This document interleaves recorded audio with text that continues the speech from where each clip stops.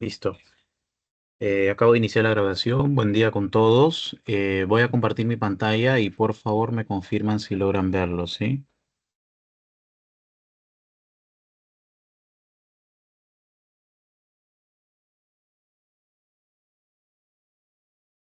Ya. ¿Se logra ver? Ya. Listo. Gracias. Bien, entonces vamos a seguir con las sesiones acerca de los patrones patológicos del pulmón.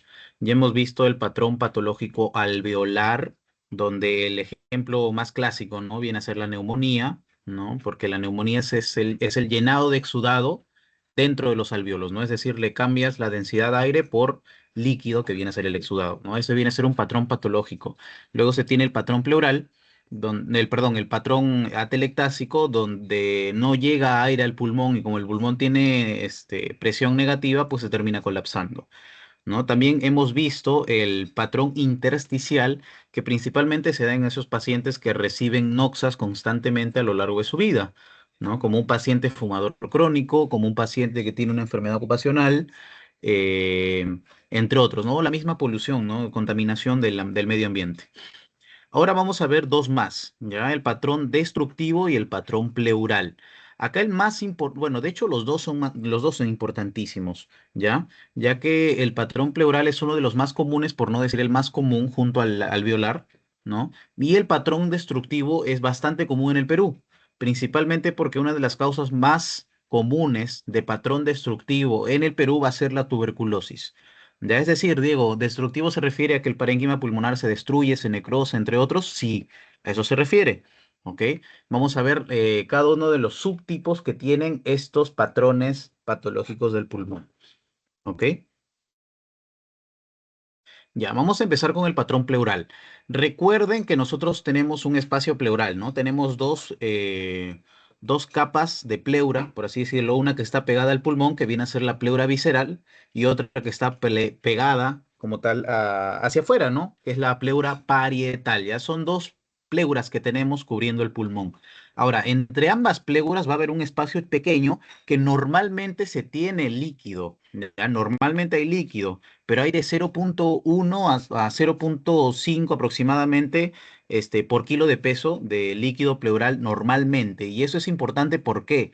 Porque el líquido pleural va a ser de que mientras el pulmón se expande, se hiperinsufla, ¿no? Mediante la respiración, no choque con otros órganos y no se lacere, no se lesione.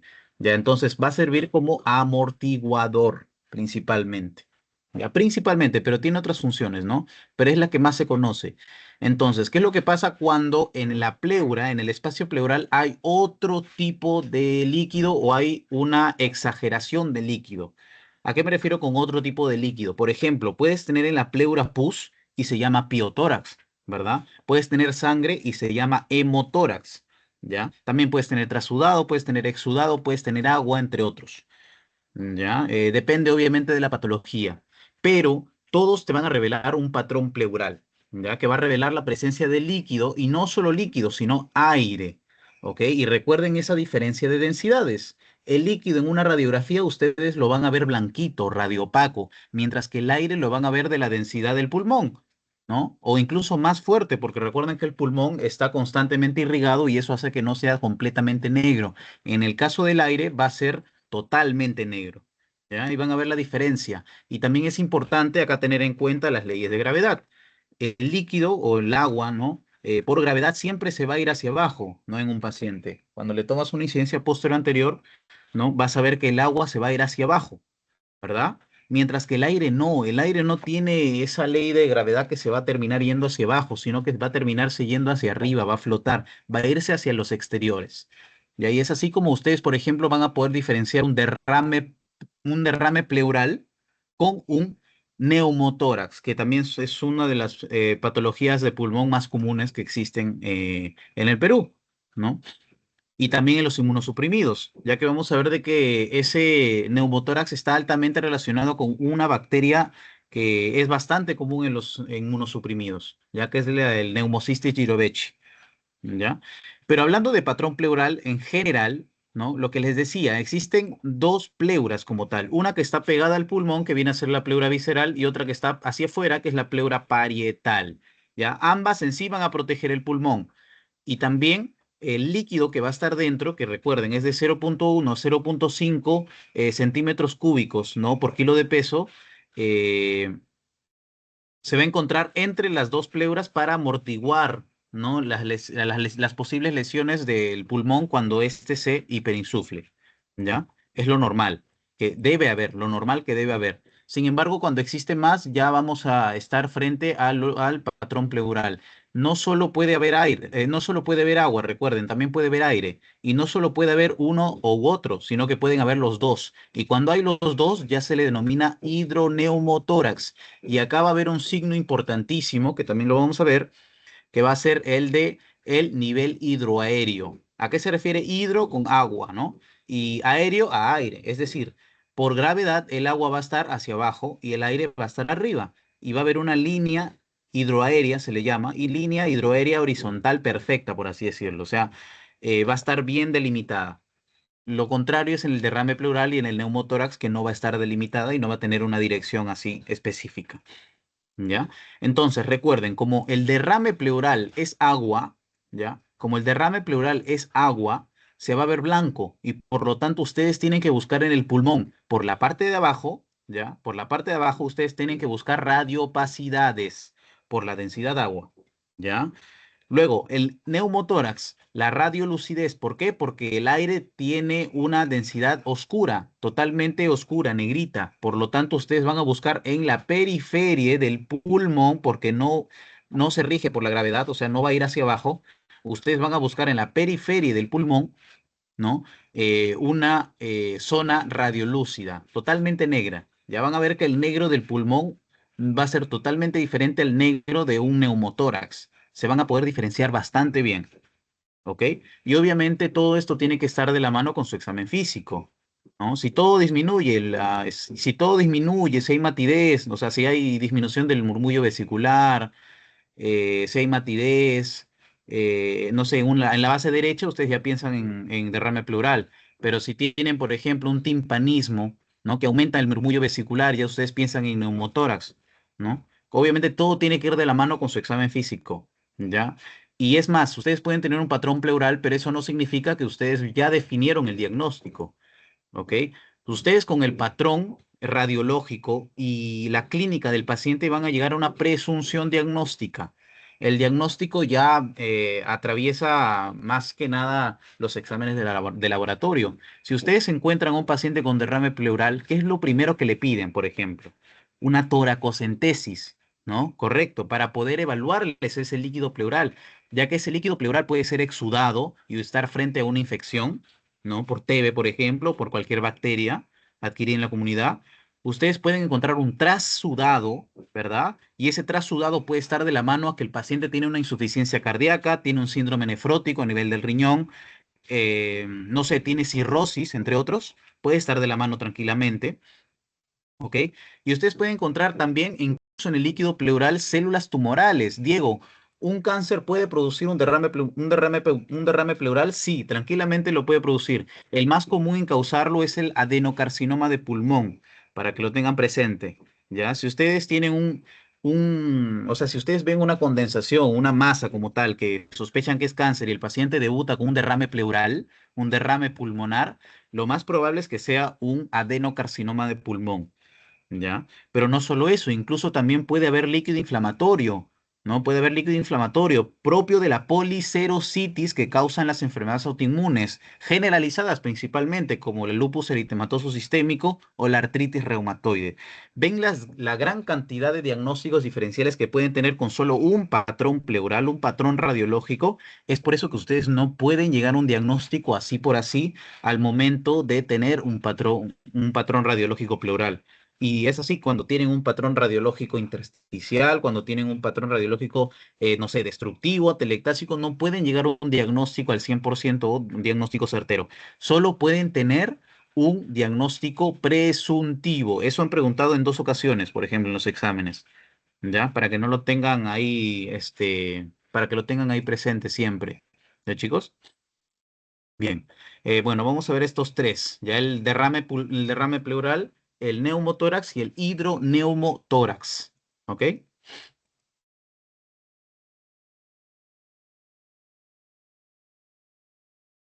Ya. Entonces, el derrame pleural va a ser la acumulación de líquido en el espacio pleural. Ya, este líquido puede ser de diversas naturalezas. Puede ser sangre y llamarse, no sé, hemotórax. Puede ser pus, llamarse piotórax, entre otros. ¿No? Incluso puede llenarse de líquido linfático. ¿Ya? Entonces, pero todo esto, como tal, lo que les acabo de mencionar, va a tener densidad agua y va a dar va a dar un patrón pleural en la radiografía y en la tomografía. ¿Ok? Bien, esta es la representación gráfica como para que lo tengan presente de cómo es que se ve un derrame pleural. Recuerden que es agua entre las pleuras y por lo tanto va a comprimir a un pulmón. Ya el paciente va a tener incluso dificultad o va a tener un dolor pulsante al momento de respirar en el hemitórax derecho, ya porque este pulmón al momento de querer hiperinsuflarse va a comprimir como tal fibras nerviosas y eso va a hacer que te duela al paciente. ¿Ok? Es más, miren, por ejemplo, como es agua como tal y el agua se va hacia abajo por gravedad, miren cómo levanta el hemidiafragma hacia arriba. Van a ver que incluso en la radiografía de tórax, en la tomografía, el hemidiafragma va a estar elevado, el hemidiafragma del lado afectado, obviamente, va a estar elevado, ¿ok? Y no solo eso, sino que recuerden el ángulo costodiafragmático, costofrénico, como le quieran llamar. Este ángulo costofrénico debe estar normalmente visto, bonito se debe ver. Sin embargo, en un paciente con derrame pleural no lo vas a ver, ya se va a obturar completamente. Y es más, también la silueta cardíaca no lo vas a poder diferenciar, ¿no? Porque recuerden, esto es blanco, ¿no? Porque es agua, ¿verdad? Esto es blanco, esto es radiopaco. Y el corazón, el mediastino, también es radiopaco. Entonces, la silueta se borra, ¿ya? Y por lo tanto tiene signo de la silueta cardíaca positiva, ¿no? Porque se está borrando. ¿Ok? Estos son todos los signos o los signos más importantes que ustedes deben tener en cuenta, ¿ya? La más importante y la que les acabo de subrayar, de resaltar, es la curva de Damasó. ¿A- ¿Qué significa la curva de Damasó? La curva de Damasó, bueno, voy a hacerle un pequeño zoom para que lo vean.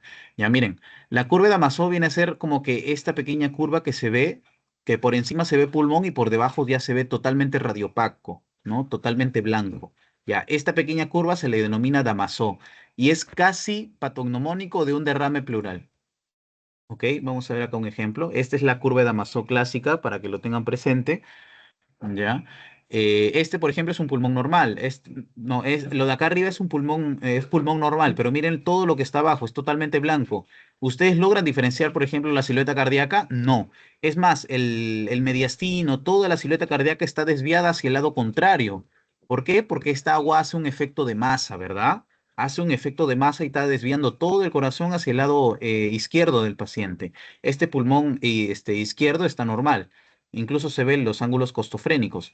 Pero miren, da la apariencia incluso que el hemidiafragma derecho está más elevado que el izquierdo, ¿no? Pero no significa eso, sino que significa que está totalmente lleno de agua. Ya, este viene a ser un derrame pleural. Y también el ángulo costofrénico que debería estar acá, ¿no? Costo por costillas, frénico por hemidiafragma, ya debería estar acá totalmente negrito, no radiolúcido, sin embargo no se ve. Es decir, hay una obturación de los senos costodiafragmáticos. Esto también fue pregunta de examen, ¿ya? Obturación de los senos costodiafragmáticos. Ahora, importantísimo saber también los valores de centímetros cúbicos de agua para poder nosotros llegar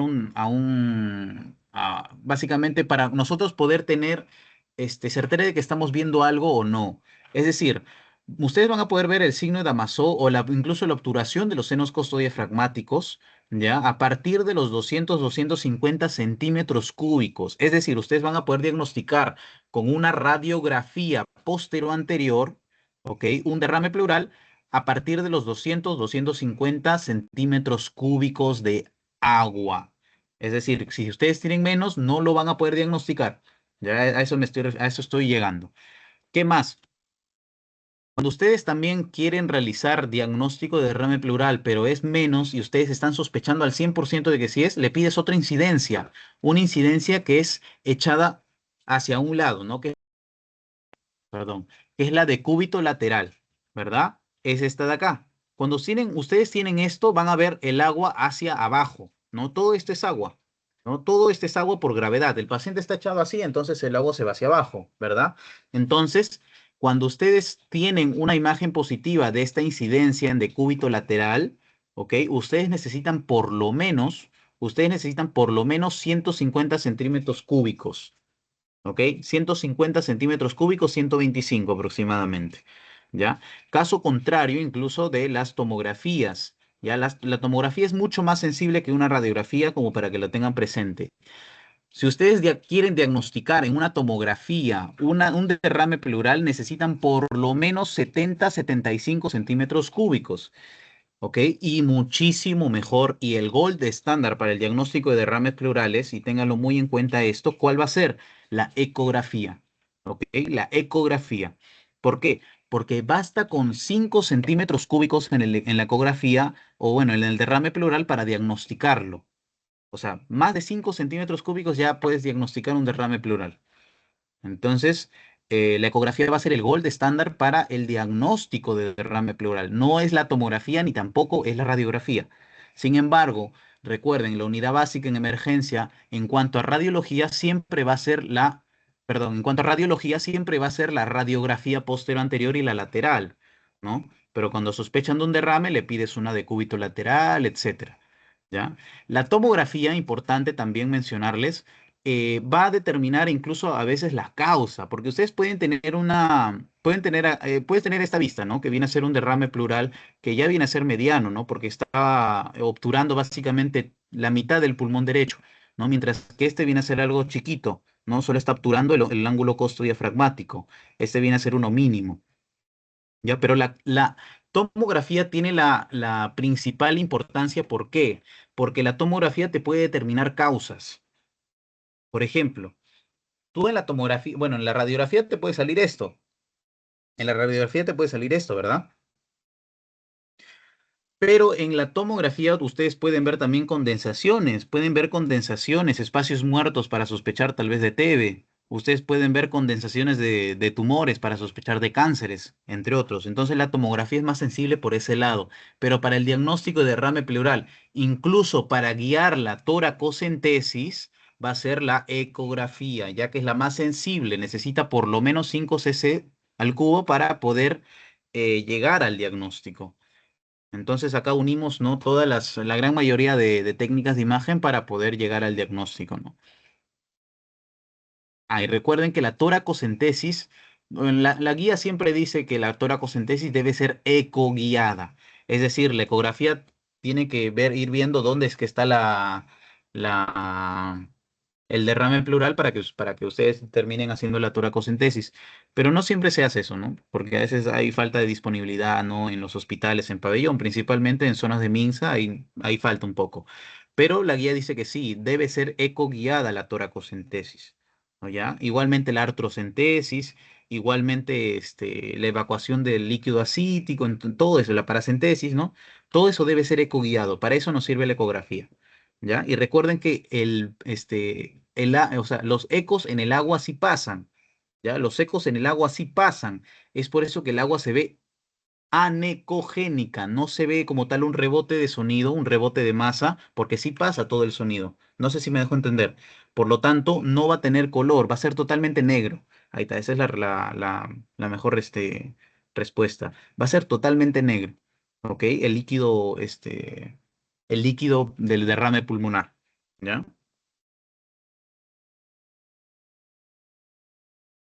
Ya. La tomografía también tiene un signo que se le llama el signo de media luna. Es más que nada, bueno, y lo que les decía, que no solo caracteriza la lesión, sino también puede identificar causas. Ustedes están en ventana pulmonar y ven un derrame, por ejemplo, o en ventana mediastinal se ven mejor los derrames incluso, ¿ya? Pero, por ejemplo, ustedes ven esto, ¿no? Incluso si le pides una ventana pulmonar, ustedes pueden ver tal vez una cavitación y pensar en, no sé, una TB o, no sé, ver una condensación de masa, ¿no? Para ver si es que es un cáncer, tal vez un paciente adulto mayor con baja de peso y que tose sangre. Tranquilamente puede ser un cáncer. Entonces, la tomografía te da ese lujo de poder identificar causas. Y es la que posiblemente en gran mayoría se pide. ¿Ya? En gran mayoría se pide esta tomografía para identificar las causas principalmente. ¿Ya? Miren, por ejemplo, este es el derrame, ¿no? Este líquido es hiperdenso, ¿verdad? No tan hiperdenso que el mediastino, pero miren, es hiperdenso. Igualmente acá, hiperdenso, ¿ya? Entonces, esto viene a ser un derrame pleural. Acá se ve mucho, mucho mejor. Así se ve en una ventana mediastinal, ¿ya? Sin embargo, una ventana pulmonar se va a ver de esta forma. ¿Ya? Esta media luna que ven acá es el signo, ¿no? Que se le llama tal cual y viene a referirse a un derrame, ¿ya? Un derrame.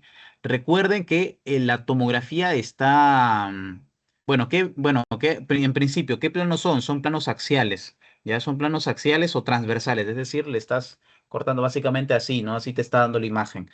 Ya, ahora lo importante es que recuerden la técnica básica para hacer una tomografía. El paciente tiene que estar echado boca arriba, ¿no? Totalmente y entrar como tal al túnel que es el gantry para que constantemente le estén irradiando al paciente, ¿verdad? Es por eso que como el agua se va hacia abajo, el agua se ve acá, ¿no? El agua se ve acá. Es la principal diferencia que se tiene con una radiografía, que la radiografía se le toma parado, una postero anterior, ¿ok? A no ser que sea una incidencia de cúbito lateral, ¿no? En ese caso va a ser echado, ¿ok? Ahora miren, por ejemplo, cómo se ven los derrames pleurales, ya cuando incluso se hacen crónicos. Cuando se hacen crónicos se van a volver loculados, o también llamados septados, es decir, van a tener membranitas acá que si tú las pinchas como tal pueden incluso sangrar. Entonces es por eso que se tiene que ecoguiar. Con la ecografía tienes que guiar, ya que se puede locular. Ya miren, este viene a ser un derrame total, un derrame masivo, ¿no? Un derrame masivo de este lado, que está incluso desviando todo el mediastino hacia el lado enfermo, hacia el lado sano. No sé si ven ahí la caracterización de la imagen que les estoy diciendo. Entonces, ya. Está desviando todo el corazón y todo el mediastino hacia el pulmón sano. Y eso hace obviamente que esto ya es una emergencia, ya es un derrame.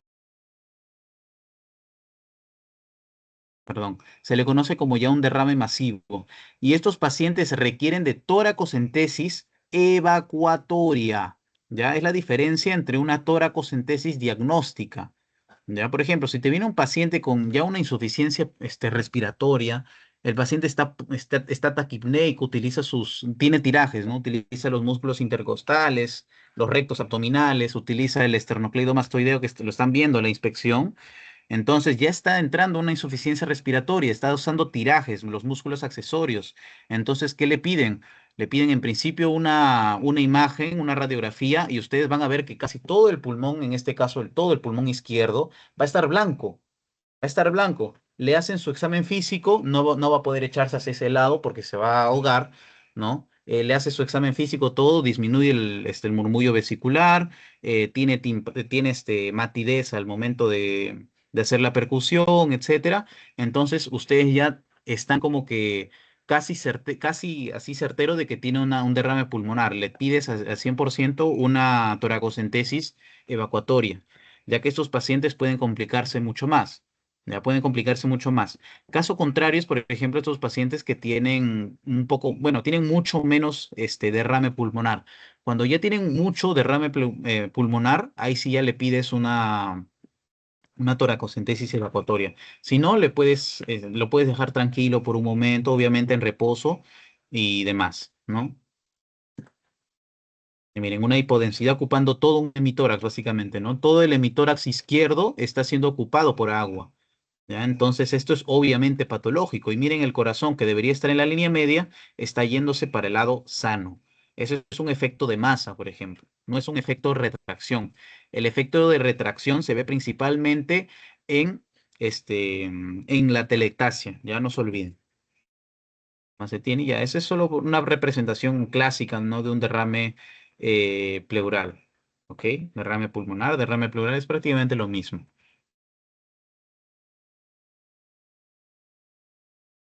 Ya. Antes de pasar a neumotoras, chicos, ¿tienen alguna consulta o está todo bien? He tratado de ser un poco específico con derrame pleural porque derrame pleural es lo que siempre les van a preguntar. A ver, tengo un like nomás. Uno más y seguimos. ¿Está todo bien? Ya. Gracias, Débora. Gracias, chicos. Entonces vamos a seguir, ¿sí? El derrame pleural viene a ser agua, recuerden, en el espacio pleural, ¿no? Mientras que el neumotórax va a ser aire en el espacio pleural, va a ser totalmente distinto, ¿ok? Y como es aire, ya no va a ser radiopaco, va a ser radiolúcido, totalmente negro, ¿ok? Totalmente negro. Y Diego, no se va a poder ver en las imágenes porque el pulmón también es negro. Sí, se va a poder ver porque el pulmón no es que sea 100% aire, recuerden. El pulmón tiene un espacio que está lleno también de sangre porque está altamente capilarizado y vascularizado. Por lo tanto, no es totalmente negro, ¿ok? Y van a ver también que hay líneas blanquitas, líneas radiolúcidas, que es propio de la trama vascular del pulmón. Y eso hace que nosotros podamos diferenciar la parte del pulmón normal con la parte de neumotórax. ¿Ok? Estas vienen a ser todos los signos que ustedes van a poder apreciar en un neumotórax. Esos son signos radiológicos que van a apreciar en los neumotórax. Y vamos a ir con el primer ejemplo y el más clásico. ¿Ya? Cuando ustedes ven una imagen como tal de un paciente que también, por ejemplo, estos pacientes normalmente vienen porque son la causa del 90% aproximadamente, 95%, vienen con traumas, traumas costales, fracturas costales recientes, vienen en emergencia, traumato, y te llegan como un patrón respiratorio difícil de explicar, ¿no? Están taquinéicos, también utilizan sus músculos accesorios, tratan de no, o sea, ven un abombamiento en cierto hemitórax, etcétera, ¿ya? Entonces, si ustedes ven eso en un paciente, le toman una radiografía de inmediato. ¿Y qué es lo que van a ver? Van a ver esto, por ejemplo, ¿ya? ¿Qué de raro ven acá? En principio, ven que el pulmón izquierdo está totalmente liberado, ¿no? Está bien, está tranquilo. Sin embargo, ustedes van al pulmón derecho, ¿ya? Y van a ver algo totalmente diferente. ¿Ven esta línea acá que delimita bastante bien una zona con la otra? Ya, esta línea de acá va a ser la pleura, ¿ya? La pleura visceral, que en condiciones normales está acá, y condiciones normales no se debería ver.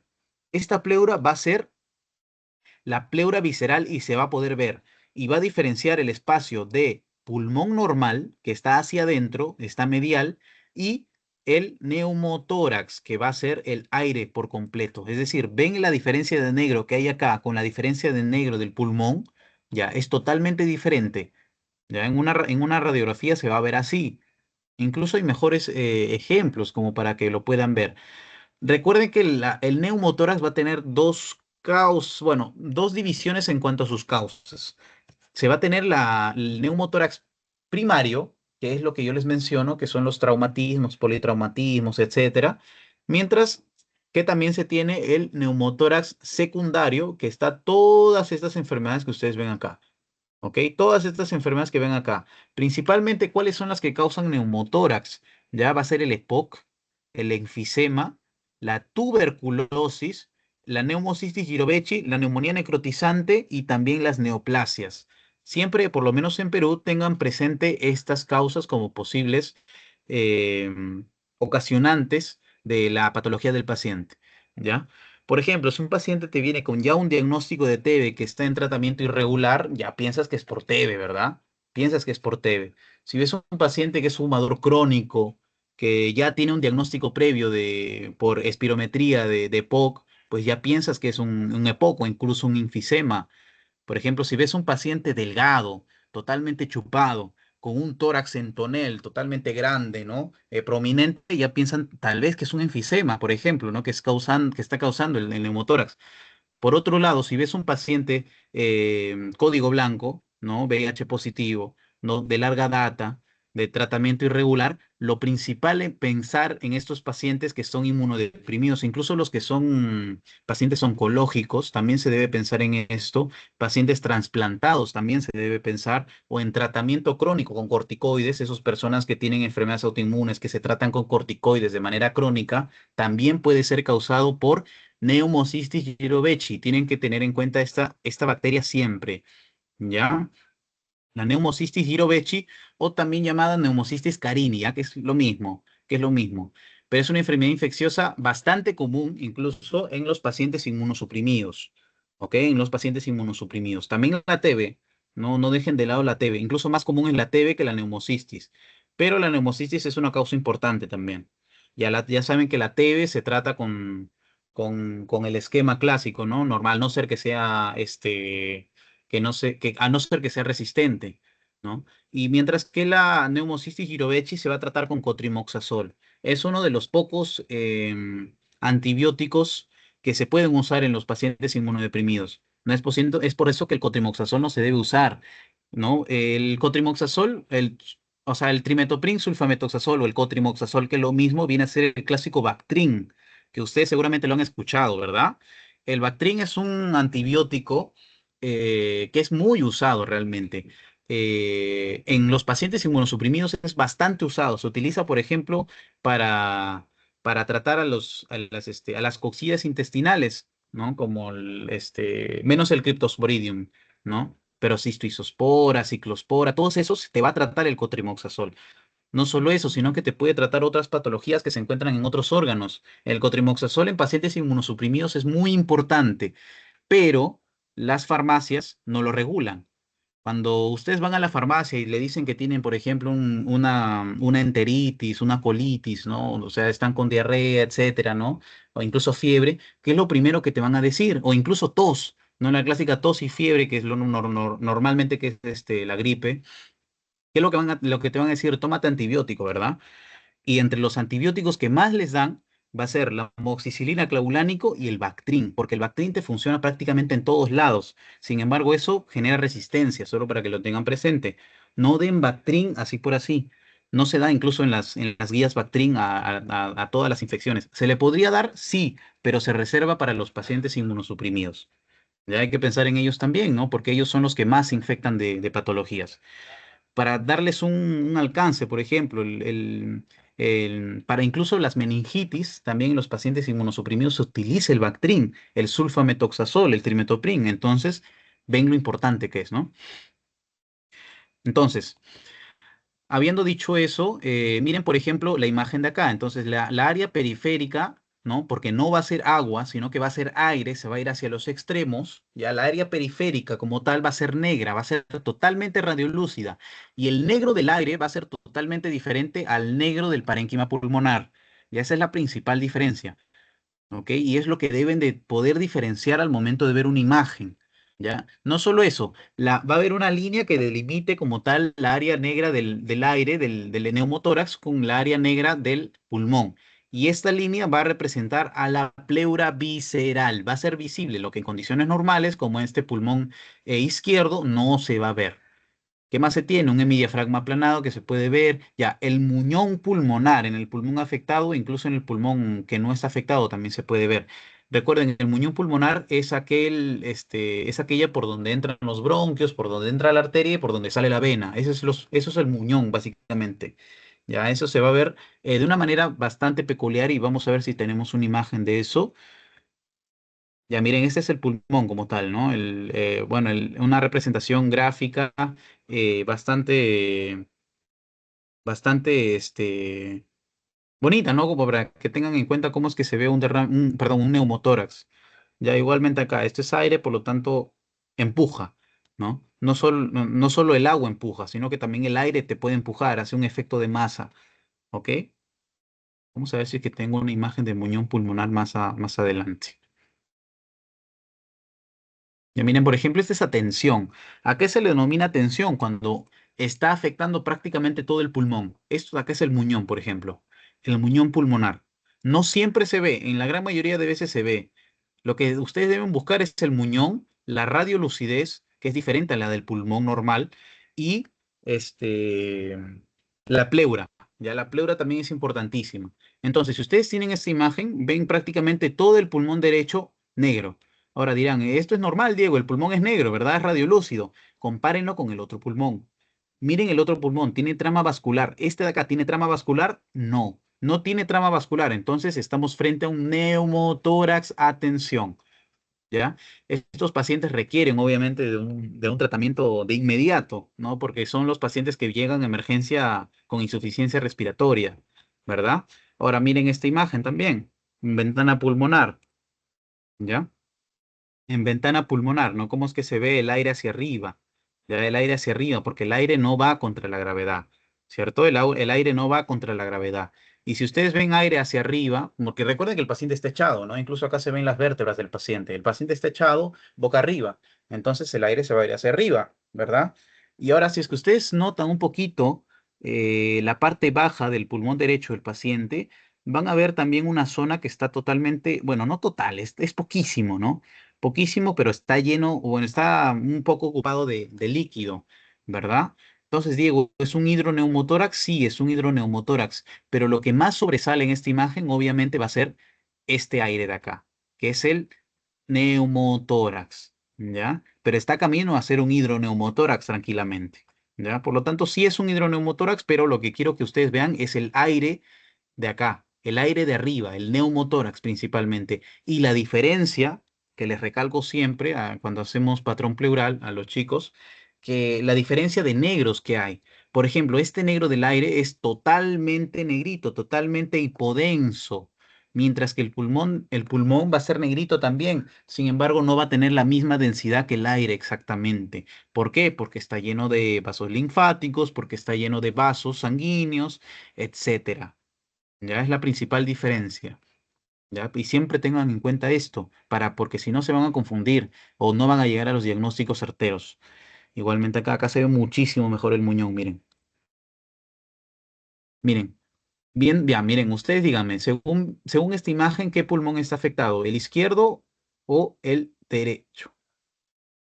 El derecho. ¿El izquierdo o el derecho? ¿O el derecho y el izquierdo? ¿Cuál está afectado?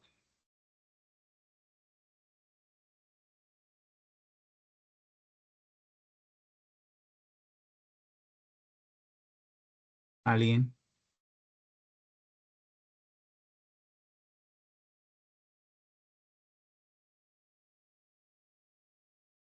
Según lo que ven, claro, en esta imagen de acá, en la de la derecha, el pulmón derecho o el pulmón izquierdo están afectados. ¿Cuál de los dos? O los dos, tal vez, me estoy confundiendo. La izquierda. Claro, el izquierdo está afectado. Ustedes ven la diferencia de negros en que hay como tal en el pulmón derecho con el pulmón izquierdo. El pulmón izquierdo está totalmente negro, no tiene trama vascular. Y es más, esto de acá se le denomina muñón pulmonar. Acá también se ve, pero se ve poquito. Ya se ve se ve poquito básicamente, pero es el muñón pulmonar. Ya, solo para que lo tengan presente. Es uno de los signos que se ven en los neumotórax. Y así pueden ir jugando con las imágenes que ustedes ven, ¿no? En Radiopedia principalmente se ven muchas imágenes. Por ejemplo, miren esta, a ver, miren esta imagen, por ejemplo. Ya, ustedes ven acá, en principio, aire, ¿verdad? Ven aire, pero ¿ustedes ven algo patológico más en esta imagen o dirían que está bien, que es un neumotórax nomás?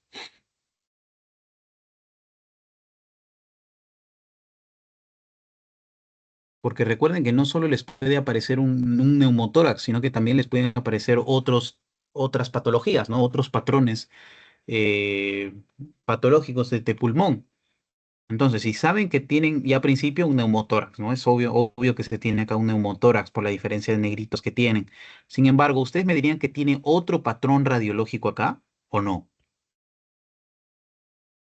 ¿Sí o no? Si es no, se quedan ahí. Si es sí, ¿cuál sería, no? Obviamente.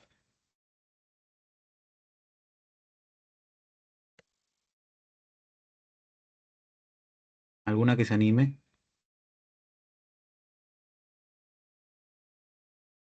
Con confianza, no, no pasa nada si nos equivocamos.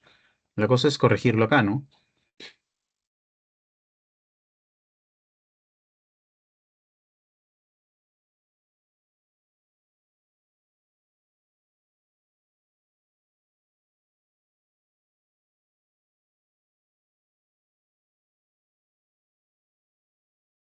Está bien, entonces. El paciente está bien, totalmente bien. ¿O qué me dirían ustedes? ¿Tiene neumotórax? Eso sí, obviamente, ¿no? Pero ¿tiene un patrón radiológico adicional este paciente o no?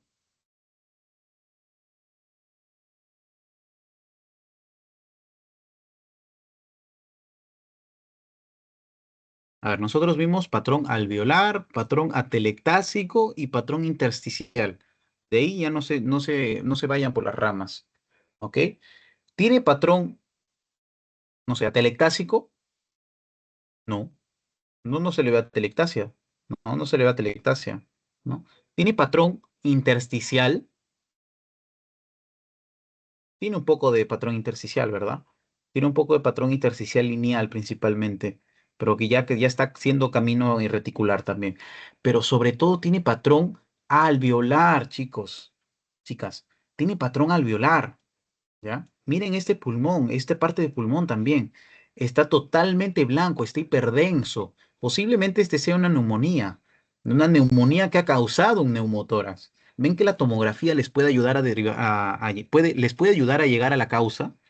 ¿Ya? Posiblemente tenga, bueno, acá se ve la neumonía claramente, ¿no? Porque miren, recuerden el signo que les mencionaba del broncograma aéreo. Ustedes tienen una hiperdensidad y ven esas líneas hipodensas, ¿no? O si están en una radiografía, unas líneas radiolúcidas, ¿no? Que pasan por la hiperdensidad, eso se llama broncograma aéreo y por lo tanto un 80% o incluso 90% estás frente a una neumonía.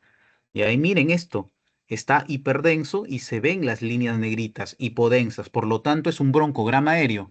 Por lo tanto, esta neumonía haya sido la posible causante de este neumotórax.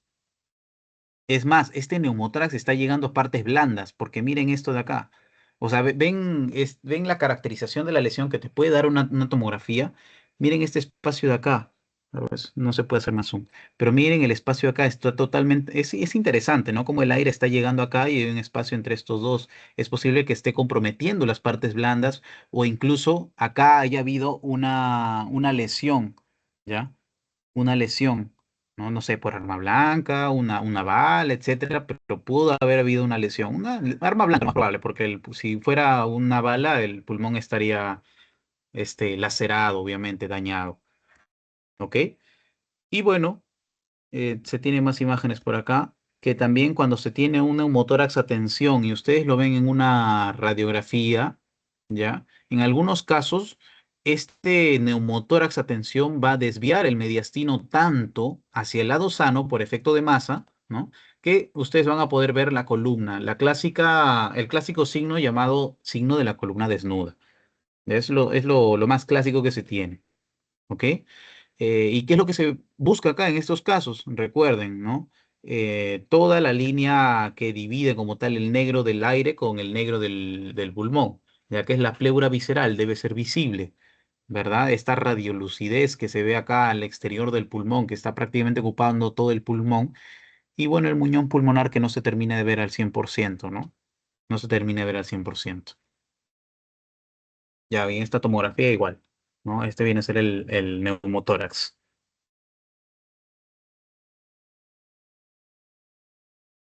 Ya está ahí, chicos. ¿Ha quedado claro estos dos? Esto ya es menos complicado, pero derrame pleural y neumotórax es lo que más les van a preguntar. ¿Esto ha quedado bastante claro, chicas?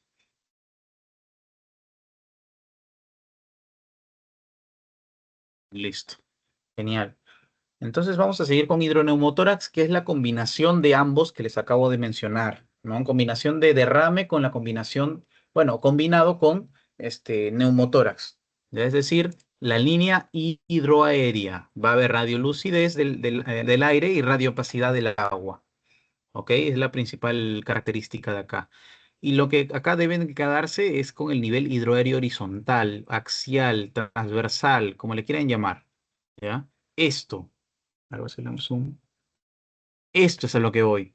Miren esta línea totalmente bien delimitada de manera horizontal. Por abajo ustedes tienen, no es la curva de Damasó, ¿ah? No la confunda con la curva de Damasó en principio. La curva de Damasó es así y va hacia arriba. ¿Ya? Esa es la curva de Damasó. Sin embargo, el hidroneumotórax va a tener esta línea hidroaérea horizontal, ¿ok? Por debajo ustedes van a tener radioopacidad, que es la radioopacidad del agua, y por arriba ustedes van a tener radiolucidez, que es la radiolucidez del aire. Por lo tanto, tienen un derrame pleural y a la vez tienen un bueno, a la vez tienen un neumotórax, por lo tanto es un hidroneumotórax, ¿ya? es la principal característica en cuanto a hidroneumotórax. ¿Ya? Igualmente acá, por ejemplo, ven esta línea horizontal bastante característica realmente de esta patología. No la confunda con un derrame pleural.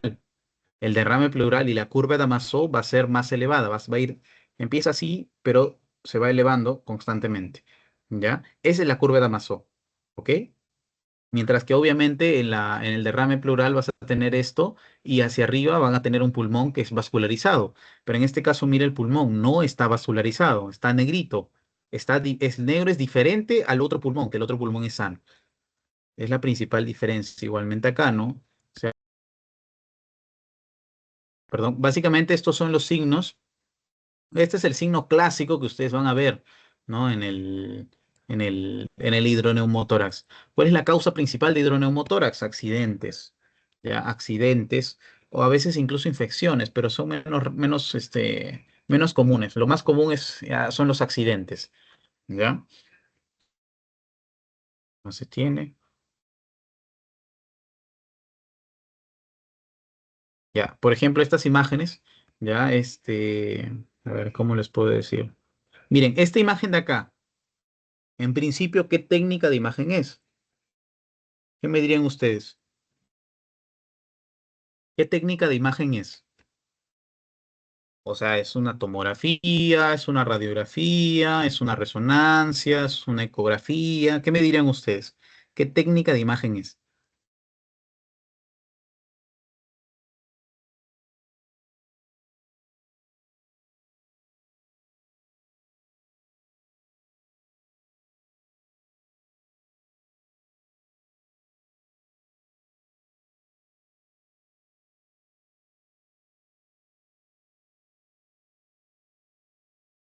¿Alguno de ustedes se quiere arriesgar? ¿No? Lancen la respuesta que ustedes tengan ahí, la verdad, porque no es complicado. Y si ustedes fallan, pues acá vamos a corregir, ¿no? Y viceversa, si yo me confundo, también ustedes me pueden corregir. ¿Qué técnica de imagen es de la de acá? Tomografía. Ya, uno dice tomografía. Tomografía dijiste, ¿no? Ya. Entonces, si vemos la imagen de la derecha con la imagen de la izquierda, ustedes comparan, ¿verdad? Ambas imágenes. ¿Me dirían que ambas son tomografías? Antes de eso.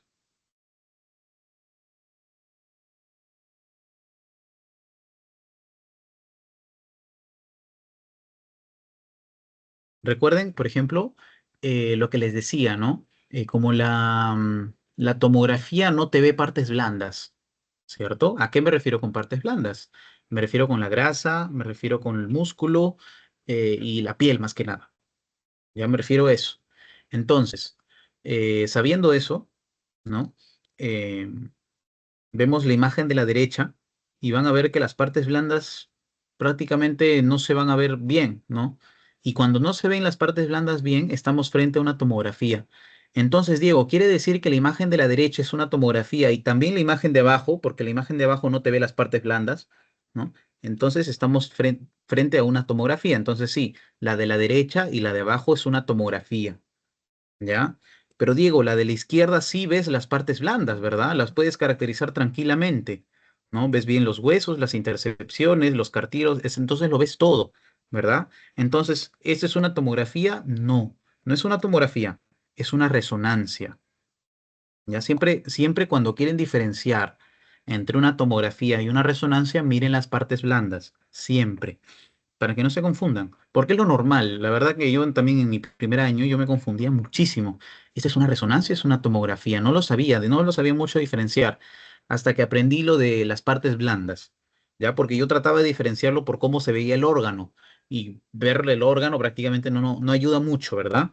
Lo mejor es ver las partes blandas. Si ustedes ven que las partes blandas están bien delimitadas, ustedes ya saben que es una resonancia.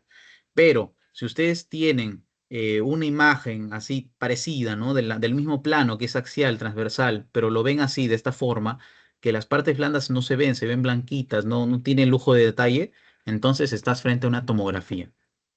¿Ya? ¿Quedó claro, chicas? Un like. Ya, perfecto. Entonces, sabiendo eso, la imagen de arriba, la de izquierda, va a ser una resonancia, ¿ya? Porque ven las partes blandas. Entonces, este viene a ser el corazón, etcétera, pero miren, por ejemplo, cómo es que se ve la parte, o bueno, el hemitórax derecho de este paciente, ¿ya? Se ve hacia arriba aire, ¿no? Una hipointensidad. Cuando estás en una resonancia, hablas de intensidades, no de densidades. Entonces tienes una hipointensidad del aire hacia arriba y una hiperintensidad del agua hacia abajo. Entonces estás frente a un hidroneumotórax. Por acá, por ejemplo, en el hemitórax derecho se tiene el pulmón normal, bastante achicado, no se puede hiperextender, no se puede hiperinsuflar, entonces el mediastino se desvía hacia otro lado, ¿no? Y por lo tanto, la hipodensidad hacia arriba viene a ser el aire y la hiperdensidad hacia abajo viene a ser el agua. Acá ya se hablan de densidades. Cuando se habla de resonancia, se habla de intensidades. Igualmente acá, por ejemplo, miren este pulmón que prácticamente ya no se ve, ya no está insuflado. Entonces, hacia arriba ves el aire, ¿no? La hipodensidad y hacia abajo el agua, que es la hiperdensidad. ¿Ya, chicas?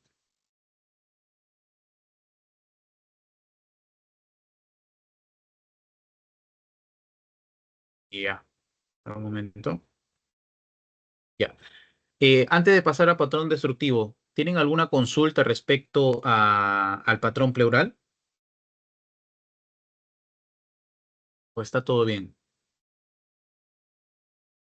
Una consulta. Sí, dime. Mencionaste en la de neumotórax que había una línea, creo que representaba lo de la pleura visceral, algo que era la división del neumotórax con el pulmón, que era como un color de negro diferente. No recuerdo bien cómo lo dijiste. Sí, la línea va a representar principalmente a lo que tú dices, a la pleura. Ya, este viene a ser la pleura. A ver si le zoom. O sea, es diferente, es más que nada para que puedan diferenciar el negro como tal del aire del neumotórax, porque es aire completamente, ya aire entre los dos pleuras, y el aire que se encuentra en el pulmón. El negro es totalmente diferente y es esta línea que nos va a delimitar, ¿ya? Este es el pulmón que queda, ¿no? Y este es este es el aire como tal del neumotórax. ¿A eso te referías? Ajá, sí, sí, a eso me refería. Ya. Entonces quedó claro, ¿no? Sí, ahora sí. Gracias. Entonces, si no hay más dudas, vamos a seguir. Bien.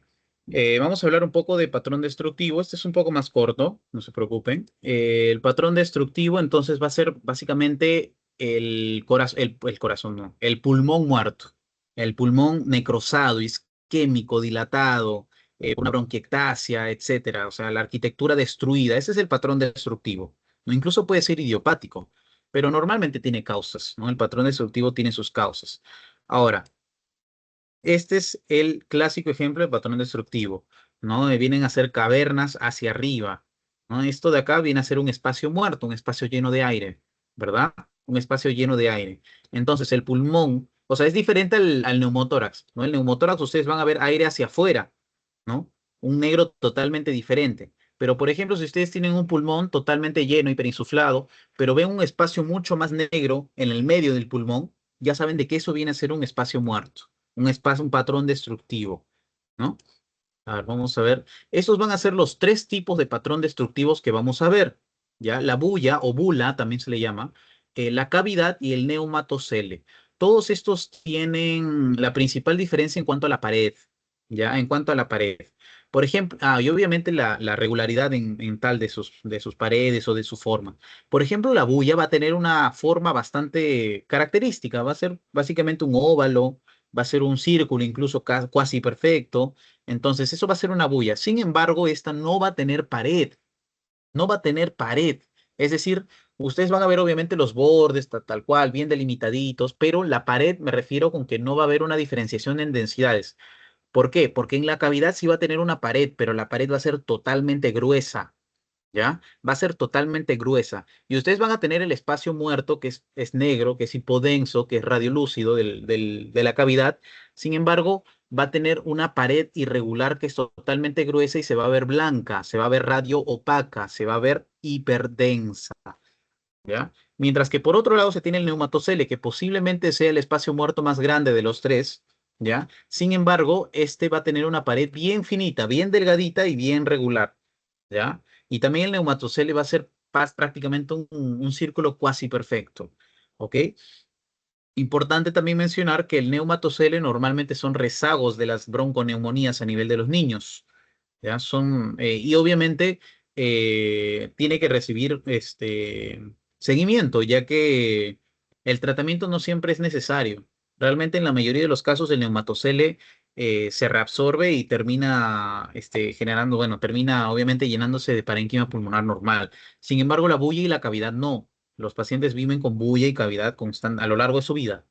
Ya el neumatocele sí puede regresionar, ¿ya? Y sin tratamiento incluso, ¿ah? Sin tratamiento ni quirúrgico, ni antibiótico, nada, ¿ya? Entonces, entonces, sabiendo eso, vamos a ver un poco de la bulla o la bula, también se le llama, ¿ok? Que la bulla en este caso, ¿cuál va a ser su fisiopatología? Va a ser básicamente que hay una ruptura del intersticio pulmonar, de las fibras elásticas del pulmón, ¿no? Porque hay fibras elásticas, ¿no? Obviamente, para que el pulmón se extienda, para que se insufle. Y en este caso van a romperse y normalmente aparecen múltiples, no solo aparece una. Cuando aparece una, normalmente es una cavidad o caverna, es lo mismo. Cavidad o caverna es lo mismo.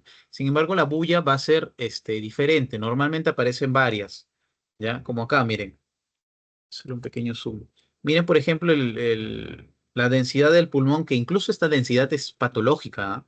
Incluso esta densidad es patológica, pero supongamos que sea normal. ¿No ven la diferencia de negro del pulmón normal con el pulmón, no, bueno, con el espacio muerto de la bulla? ¿Y acaso ven acá un espacio brillante como tal, como una línea que la recubre? No, no tiene pared, por lo tanto es una bulla. Igualmente acá, ¿ya? O sea, básicamente tiene formas irregulares, pero es un espacio muerto. Es totalmente diferente al pulmón normal, entre comillas, ¿no? Y obviamente no es un neumotórax, porque si fuera un neumotórax se vería para afuera, ¿no? No confundamos eso. No es un neumotórax, ¿ya? Acá se ve también mejor. Por ejemplo, le tomas una tomografía y ven estas imágenes, estos circulitos que prácticamente no tienen pared, ¿no? Igualmente acá. Normalmente aparecen muchas. ¿Ya? Normalmente aparecen bastantes. Miren, por ejemplo, esta bulla a este nivel del tercio inferior del pulmón izquierdo también es gigante de acá. Y obviamente no tiene pared. ¿Ya?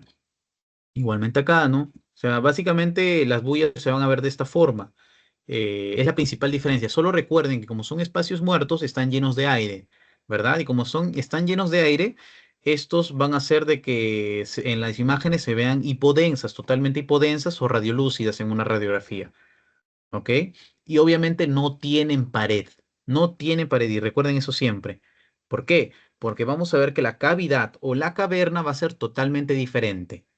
¿Ya? Miren, por ejemplo, esto es para que lo que les estaba mencionando, para que lo vean cómo es que se ven, ¿no? Las bullas, pero las cavernas se van a ver diferentes. Las cavernas o cavidades, que es lo mismo, no se olviden, en estos casos van a ser debido a la necrosis la necrosis del parénquima pulmonar que termina drenando por el árbol bronquial y el paciente bota sangre, por ejemplo. Bota sangre, bota sangre, bota sangre constantemente. Eso significa que el pulmón se está necrosando poco a poco. Y estas cavidades pueden ser causadas por infecciones principalmente, por neoplasias también, pero menos común, por infecciones, ¿ya? Son lo más común. Principalmente la granulomatosa, que es la tuberculosis, ¿no? Porque tienes un granuloma ahí, le puedes dar tratamiento, el granuloma desaparece, pero no desaparece y regenera como tal un nuevo tejido pulmonar, ya que no es un tejido lábil como la piel, que la piel se va regenerando. No, el pulmón no, por lo tanto se queda como una cavidad de una caverna. Entonces, ¿cómo lo vas a ver? Lo vas a ver como un espacio totalmente irregular, totalmente lleno de aire, con una pared gruesa, gruesa pero bien definida. Esta es una caverna, por ejemplo. Miren, el espacio lleno de aire, ¿verdad? Y la pared gruesa e irregular, pero que ustedes ven como tal sus definiciones, ¿no? Igualmente acá, ¿no? Ven cómo es una caverna, ¿no? Totalmente irregular es la, es la pared, ¿no? Y también es irregular la luz como tal del espacio lleno de aire, del espacio muerto. En una radiografía lo puedes ver de esta forma. Recuerden que la caverna o la cavidad sí va a tener pared, es lo que la diferencia de la bulla o de la bula, que es lo mismo. ¿Ya? Miren esto de acá. ¿Ya? Se tienen más imágenes por este lado. A ver, vamos a hacerle un pequeño zoom. ¿Dónde está? Miren, obviamente, toda esta caverna que tiene la pared gruesa e irregular, pero bien delimitada. Igualmente acá, ¿no? Igualmente acá. Ahora, estas cavernas, si bien es cierto, son causadas por infecciones, también puede sobreinfectarse, incluso más en pacientes inmunodeprimidos, inmunosuprimidos. ¿Por qué? Porque estos espacios muertos están llenos de aire y por lo tanto son húmedos. ¿Y a quién le gustan los húmedos? O sea, a qué patología le gusta algo húmedo? ¿O a qué infección le gusta lo húmedo? Le gusta a los hongos. A los hongos le gusta la humedad. Por lo tanto, es capaz de poder sobreinfectar esta cavidad, esta caverna, y causarle otra patología sobreagregada más a este paciente. ¿Ya? Y es más, el hongo más común es el Aspergillus, ¿ya? Es el Aspergillus, ¿ya? Solo para que tengan presente, el Aspergillus fumigatus, que es el más común en colonizar estas cavidades o cavernas en pacientes TB, en pacientes inmunosuprimidos, ¿ya? Y vamos con la última, que nos falta mencionar, que es el neumatocele. Eso para que, bueno, eso es para que vean. Ya. Vamos a ver el neumatocele. El neumatocele va a ser parecido a la bula, es decir, va a tener como tal un espacio muerto bien delimitado, cuasi perfecto. Sin embargo, o sea, va a tener pared. Ya, esa es la principal diferencia. El neumatocele va a tener pared, pero su pared es bien delgadita, bien delimitada. Ya, principalmente son quistes, ¿no? Que terminan, reabsorbiéndose solos con el tiempo. Al inicio su pared es gruesa y constantemente va pasando el tiempo, esta se va adelgazando. Es decir, son transitorios, no necesitan como tal, un tratamiento ni farmacológico ni quirúrgico del médico, solo seguimiento, ¿no? Y la causa más frecuente de este neumatocele es posterior a una neumonía en los niños o una bronconeumonía. También puede ser traumatismos, pero más comunes son las neumonías, ¿ya? Entonces, ¿cómo lo van a ver? De esta forma. Obviamente el paciente comúnmente es niño, ¿no? Y mírenle acá, ¿ya? Que en una radiografía se puede ver de esta forma, no lo puedes diferenciar tan bien, pero esta parte es pulmón. Pero miren esta línea como tal radiopaca que está englobando todo ese espacio negrito, ya, ese viene a ser su pared. Su pared es de esta forma, ¿ya? Es de esta forma, bien delimitada y bien delgadita, igualmente acá. Y es la principal diferencia que tiene con la caverna. La caverna, recuerden, pueden ser un poco más chiquitos, sí, pero sus paredes son muy irregulares, mucho más gruesas. Miren, por ejemplo, el neumatocele de acá.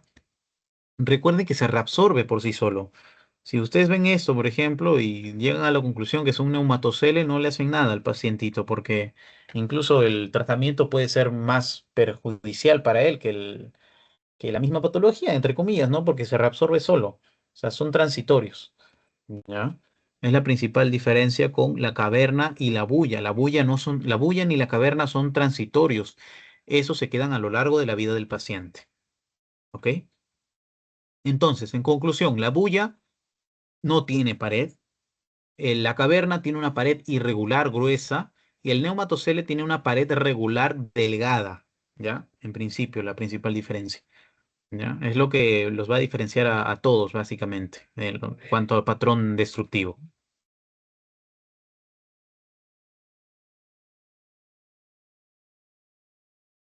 Ya.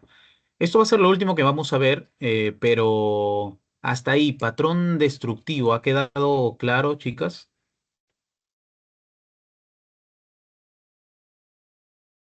A ver, vi un like, creo.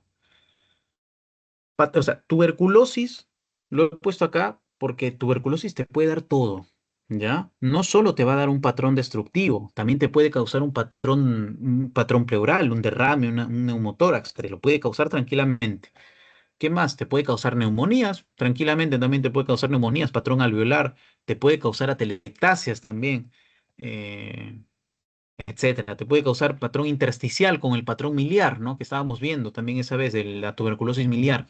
Entonces, la tuberculosis puede causarte diversos patrones como tal.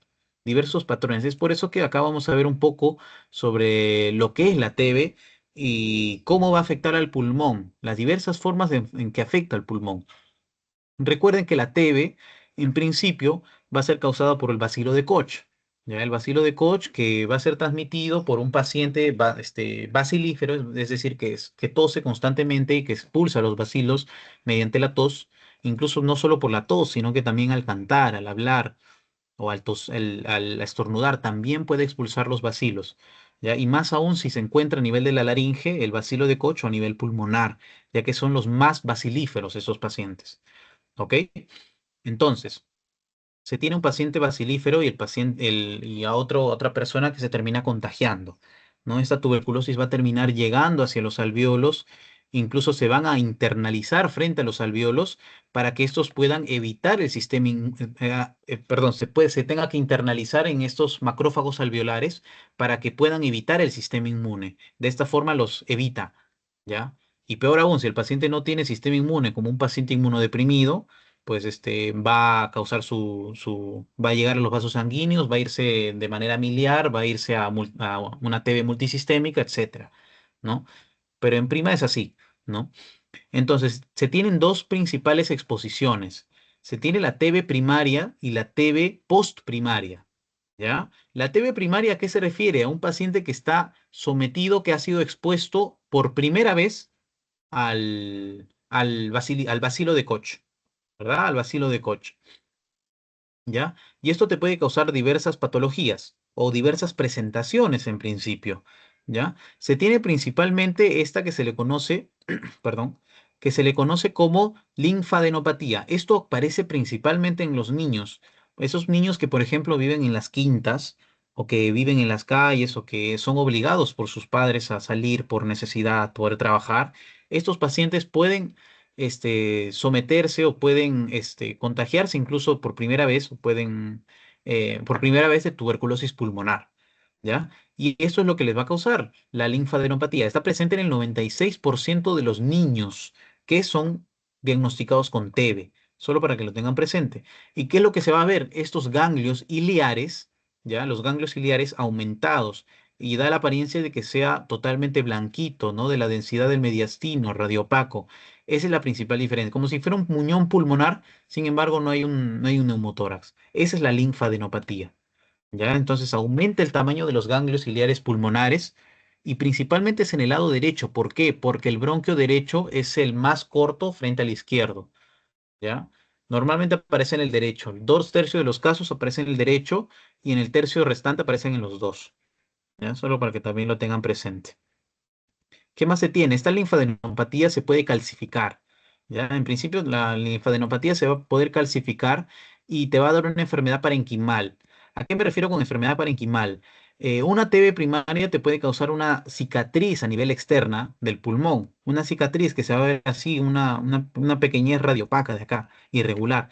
Sin embargo, estos ganglios que están infectados también se pueden calcificar, ¿no? También se pueden calcificar. Y esto se le va a llamar en principio cuando la cicatriz fibrosa externa se calcifica en principio se va a llamar complejo de Gón. Sin embargo, cuando este le sumas como tal al complejo de Gón, le sumas los ganglios iliares calcificados, vamos a estar frente al complejo de Ranke, ¿ya? Esta es la enfermedad parenquimatosa más común en cuanto a la prima infección de la tuberculosis, ténganlo presente siempre, ¿ya? Entonces, al inicio ustedes pueden tener bueno, los pacientes chiquitos pueden tener una linfadenopatía y conforme van pasando los años, van pasando los meses, estas linfadenopatías se pueden calcificar. Pero a su vez, como es un niño que no tiene el sistema inmune, le puede causar, o sea, no tiene un buen sistema inmune todavía, le puede causar esto de acá, ¿no? Que es una cicatriz radiológica que se ve, ¿no? En la radiografía hacia las afueras del pulmón, como si fuera, no sé, o sea, en la parte como si fuera un neumotórax, ¿no? Hacia afuera. Eso se calcifica, se une a los ganglios ciliares calcificados y se convierte en un complejo de Ranke. Ya esto también ha sido pregunta de examen. En el 9% de los casos hay tuberculomas, etcétera. ¿Ya? Los tuberculomas se refieren a esos granulomas que histopatológicamente ya saben cómo se dividen, ¿no? como las células epitelioides, las células gigantes de Langerhans, la corona de linfocitos y la necrosis caseosa central. De eso sí no se olviden, porque hay incluso granulomas que no son caseificantes, no tienen necrosis caseosa, como por ejemplo la sarcoidosis. Ya no se confundan ahí. Bien. Teniendo esto claro, entonces, ¿qué es lo que más vamos a encontrar respecto a la TB primaria? Viene a ser la enfermedad miliar. La enfermedad miliar viene a ser un tipo de patrón intersticial, ya les mencionamos, ¿no? Que viene a ser múltiples granulomas como tal a lo largo del pulmón, en ambos lados, incluso de manera homogénea, en pacientes inmunosuprimidos, ¿ya? Es decir, pacientes VIH positivo, pacientes oncológicos. ¿Qué más puede ser? Pacientes con inmunosupresores o corticoides a largo plazo en tratamiento, etcétera. ¿Ya? Esta es la enfermedad miliar. ¿Por qué? Porque como no hay como tal resistencia al paso del bacilo, el bacilo va a llegar a los capilares sanguíneos y se va a diseminar, haciendo en principio una TB sistémica, que viene a ser la TB miliar, y posteriormente una TB multisistémica cuando afecta a otro órgano, el riñón a la cabeza. Ya es una de las enfermedades, bueno, es una de las tuberculosis extrapulmonares más comunes, ¿ya? Básicamente es esto, son varios puntitos, que todos esos puntitos que ustedes ven van a ser granulomas pequeños, ¿ya? Todos estos puntitos van a ser granulomas pequeños y esto va a hacer referencia al patrón miliar, ¿ya? El patrón miliar es un tipo de patrón intersticial. Estos puntitos pequeños no van a ser confluyentes y a veces incluso se superponen, ¿ya? Para que, miren, en una tomografía se ve mucho mejor.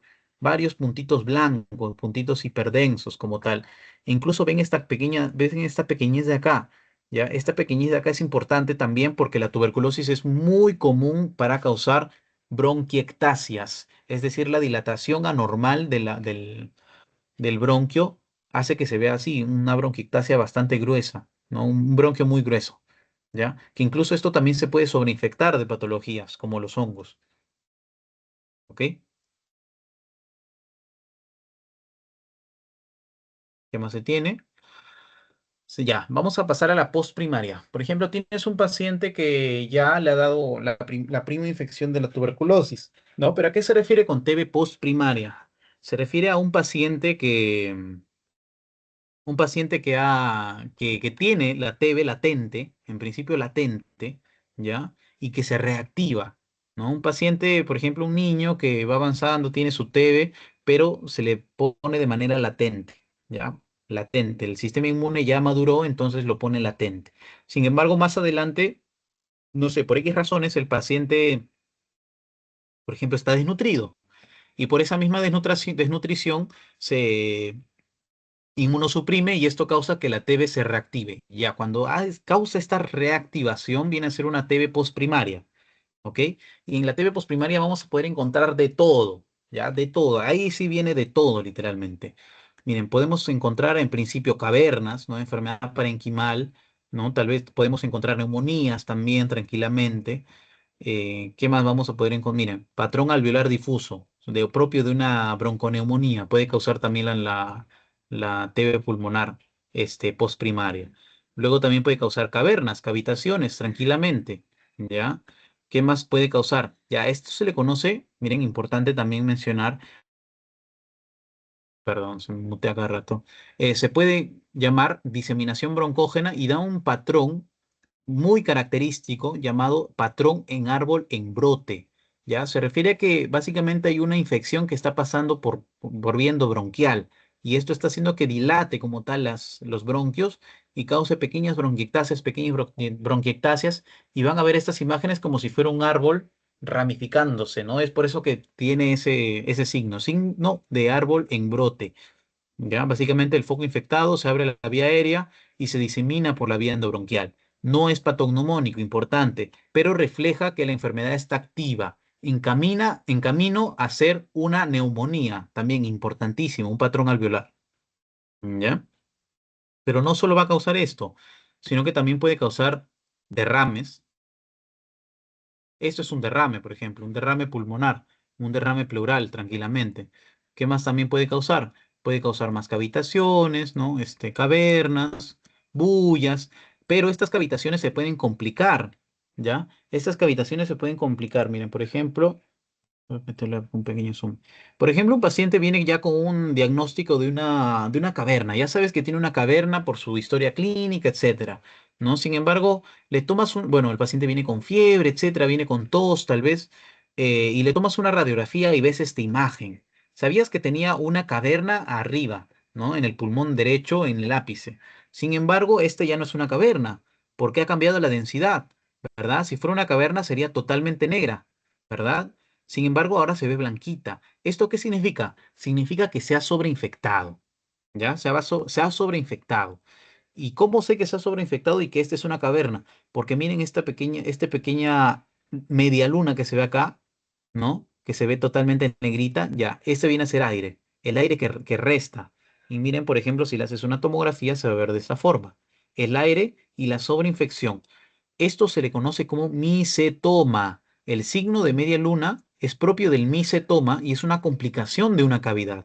Es decir, una colección de aire se va a cambiar por una colección de un hongo conocido como el Aspergillus fumigatus, que es el más común. ¿Ya? Es el más común, el Aspergillus fumigatus, para causar este micetoma. Bien. Y entonces, chicos, ¿tienen alguna consulta antes de dar por finalizada la sesión? Mientras les paso el post-test.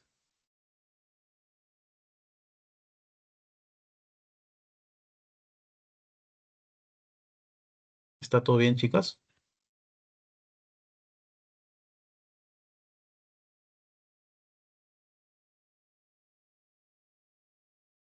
Post.